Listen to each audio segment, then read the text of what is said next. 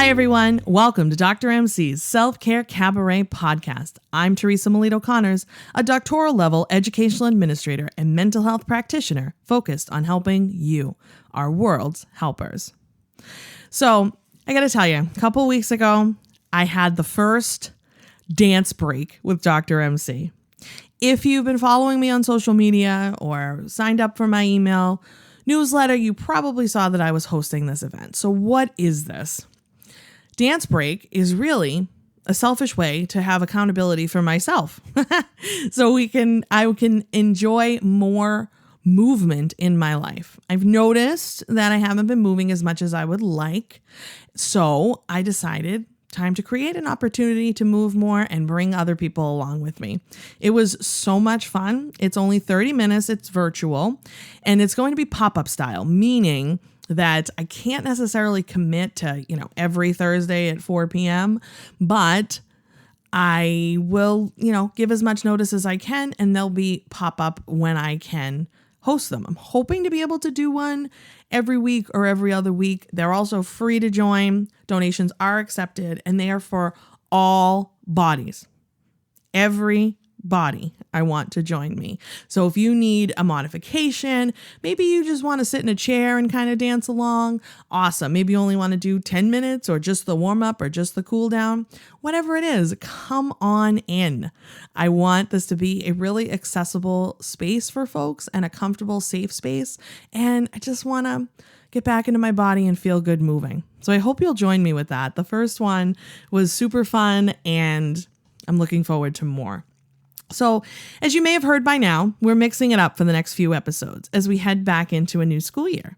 In a break from our usual format, we're bringing back bite-sized pods, which will be me, Dr. MC, chatting about a particular topic. Unlike our interview-style episodes, bite-sized pods drop weekly on Wednesdays. They may be on the shorter side, but with the new school year upon us, shorter may be just what the doctor ordered. So this is the third installment of Bite-Sized Pods for this round. We've already discussed beating the Sunday scaries or a new school year and last week's new school year who dis, setting yourself up for success. Today, we're going to shift gears a little bit and discuss reclaiming space, as that has been a theme that has been coming up for me a lot recently. I will say the following story does have a bit of a trigger warning and content warning as I do describe my eating disorder dieting days. Just an FYI. As I have talked about, I'm in recovery for multiple eating disorders that I've battled since I was a teenager. I also started dancing at the age of 3, and I love to dance. It's always brought me joy, and it's always just been a sacred space for me. If you've listened to other episodes, you've likely heard me talk about that. And I have to say, with fear of maybe sounding a little conceited, I was good, like really good, winning national competitions as early as 2nd grade and lots of professional credits to follow. However, it didn't take much for me to notice that dancers are commonly thin. Very thin, in fact, especially ballerinas. Couple that with just about every member of my family struggling with their weight. I watched both my mom and dad jump from diet to diet, Overeaters Anonymous, liquid shakes diets, Weight Watchers, Jenny Craig, etc., etc. And every time, their diets failed and ended with more weight gain. And then again, and the cycle would continue to go, always blaming themselves when it failed. So I learned to fear fatness and internalize that being fat must be bad, right? As I had my first struggle with weight around 17 years old when I went on my first diet. Basically, I restricted my intake. I remember my dad kind of teaching me how to restrict and essentially diet. Well, back then at 17 years old, the 30 to 45 pounds or so that I lost melted right off, and I vowed never to gain it back. I even remember saying such to my mother. Something to the effect of, I will never gain that weight again. Well, like all diets are set up to failure, as we now know, but back then I did not know this. As a matter of fact, 95% of diets fail. You have to remember, this is a $75 billion industry. They are not concerned with your health and they profit from your failure. So the cycle began for me. I continued to gain and lose the same 50 to 80 pounds many times over throughout the coming years. Every loss was accompanied by a feeling of, this is the one. I've finally cracked the code. I participated in diet bets and challenges, and I often won them. But did I really? And every time I vowed never to gain the weight back. And every time I thought I was the failure, when I inevitably gained the weight back and more. As each diet failed, I turned the screws and went even more extreme in my restricting. And eventually, overexercising became a new purging method of choice. I would take an average of 15 to 17 boutique fitness classes a week, and then, with my friends, we'd go out to the gym on a Friday night. This seemed totally normal. After all, I couldn't be fat. This was combined with, limiting my food intake as much as I could and overhydrating excessively. But here's the thing. I was giving food power. By restricting my intake and banning certain foods, that gives them power. I now know that there are no good foods and no bad foods. Because when you label a food as bad, you actually give it power, meaning you're going to crave it and you're going to want it and more of it. There's a place for all foods. We're not going to talk about mindful eating in this episode, but this is where, you may want to get in touch with how certain foods make you feel. But that's for a different podcast episode. Anyway, so the weight never melted off again. As a matter of fact, it became harder and harder to lose the weight. And I would continue to amp things up every more until it spiraled out of control around the time of my wedding. In retrospect, I now understand that my body was doing what it needed to do to survive. Your body cannot distinguish between shredding for the wedding and starving. As I began to heal from my eating disorder, weight gain came on with a vengeance. Very quickly, I found myself in a body I did not recognize, and my deepest fear of becoming fat became my reality. And somewhere along the way, I lost sight of movement and the joy I once felt in my body from dancing. Once I allowed exercise to become a purging method, the joy was taken away from me. And it has taken many years to heal that piece of myself. I remember the session where my eating disorder dietitian told me that movement should be joyful. It was a mic drop moment for me. It is one of the principles of intuitive eating after all, but a light bulb went off and I was like, oh yeah, my goodness, movement hasn't been joyful for me in quite some time. I was flooded with memories of when movement was joyful. The years of dancing and performing are some of my happiest memories and proudest moments before the eating disorder took hold. I had 100% lost the joy in movement, and at that time, I wasn't sure how to get it back. Here's the thing about movement, though. It's so important to our well-being. And the benefits stretch far beyond the possibility of weight loss. As a matter of fact, weight loss is the least exciting benefit, potentially, of movement. As I mentioned, this was not just a hobby for me, dancing. I grew up at Boston Ballet and Ballet Theater of Boston. I trained locally at a dance company, which is now a conservatory program.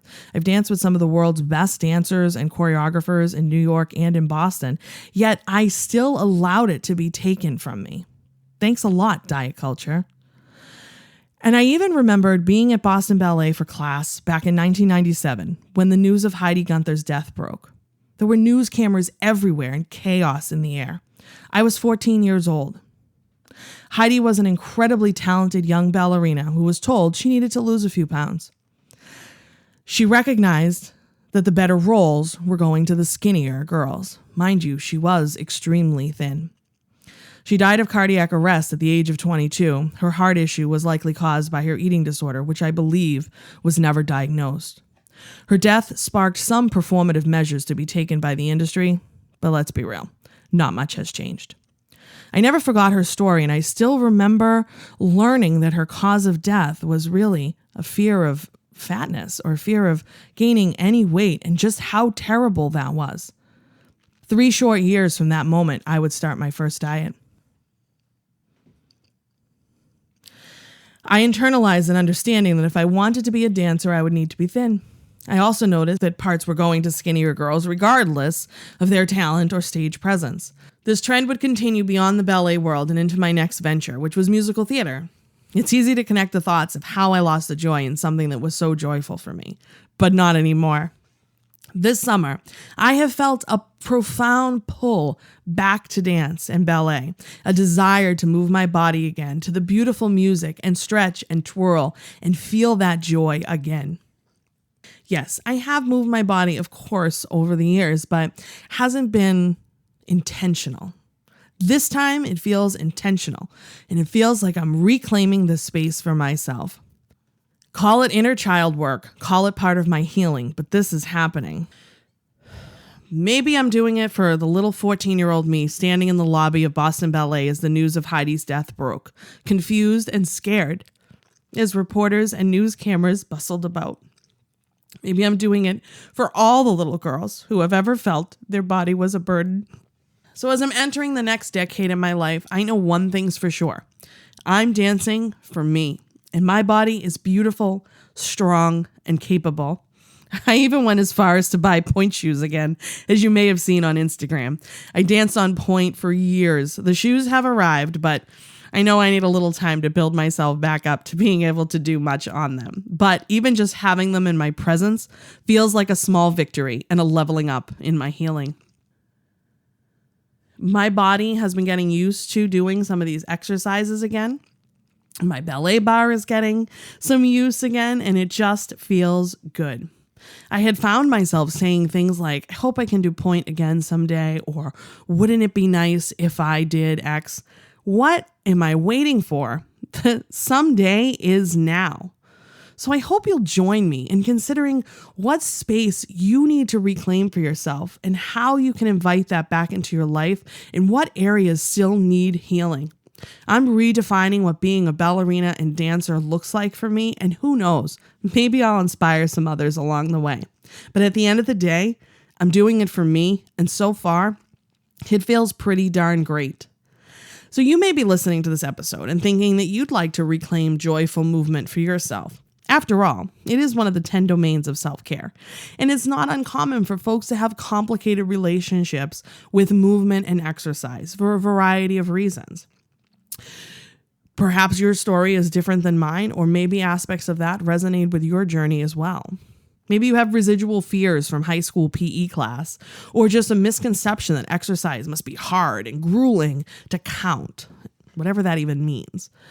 But movement is great, and it doesn't have to be extreme or excessive. All movement is good. And if you don't like going to the gym, don't go to the gym. I don't find joy strapping myself to a treadmill for 45 minutes at a time for whatever purpose. It's just not fun. So don't do it. And you may have heard, the statistic from the American Health Association that 10,000 steps a day has to be the goal. Well, that's actually not true. And the more recent research actually indicates, though, that if you're not getting at least 5,000, you may want to add some additional movement into your day. Maybe you take a scenic route walking to a destination. You just make sure you're getting up from your desk after, an hour or so of sitting. Or walking around your classroom more. Getting out of your office. Even housework, chores, gardening, having a solo dance party, just not sitting for long periods of time. All these things can help us just invite a little more movement back into our lives. And think about, what do you want by moving more? Are you looking to build strength? Because again, just remember, it's not about weight loss. But when you move your body, you may be building your strength, your stamina, your flexibility. You're improving your mind-body connection, and that's very good for our well-being. Or maybe you just want to learn a new activity or something specific, like ballroom dancing or pickleball. Can anybody even tell me what pickleball is? Seems to be so popular. I just have a vision of people throwing pickles back and forth, and I'm sure that is not what it is. You also want to treat your body as a partner and a friend. Stop beating it up. Really take a moment and think about all the amazing things it does for you. And start small. Find yourself some role models and follow them on social media. Myself maybe is one, if you're not following me already. But here's some favorites that I look up to. Jessamine Stanley, Reagan Chastain, Lizzo, Julia Del Bianco, and Colleen Werner. Remove the folks that make you feel bad about yourself. Block, delete, hide, and unsubscribe. Powerful tools. And if you want to dance with me, be sure you're signed up for my newsletter and following me on social media, because I will be sharing information about the next dance breaks as they happen, my 30-minute virtual class for all bodies. And it's so much fun. The ones we've had so far have been amazing. So be sure not to miss out on that. And who knows, maybe eventually I'll start adding in some ballet dance classes too. I think that would be fun. Thanks so much for listening. I hope you're feeling more energized and empowered. If you like what you heard here today, subscribe and leave a review for this podcast on your preferred platform. And follow along on Instagram and Facebook at Dr. MC Self-Care and Dr. MC's Self-Care Cabaret on LinkedIn. You can also visit my website, drmcselfcare.com, for the latest updates and to sign up for Cast Party, my e-newsletter. And if you're interested in having me present to an audience near you, email info@drmcselfcare.com. Thanks again. Stay well and do good.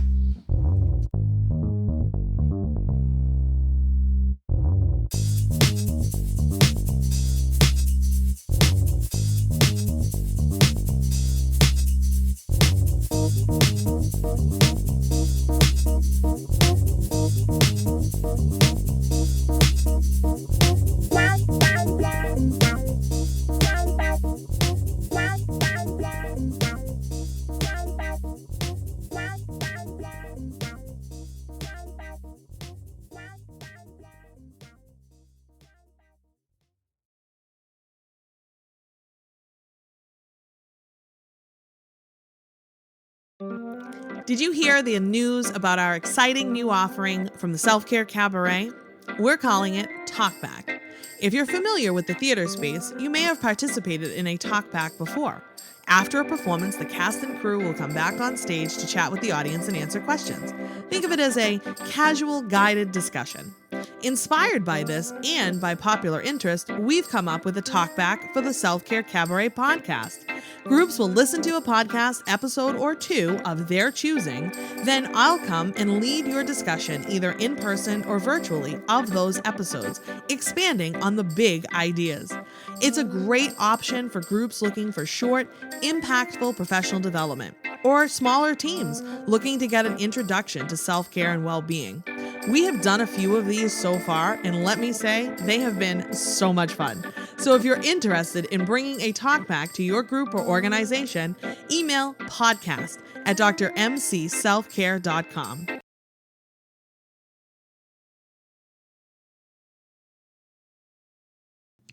We're going to have to do we'll just cut and then you'll just come in and read this part. Mm-hmm. All right.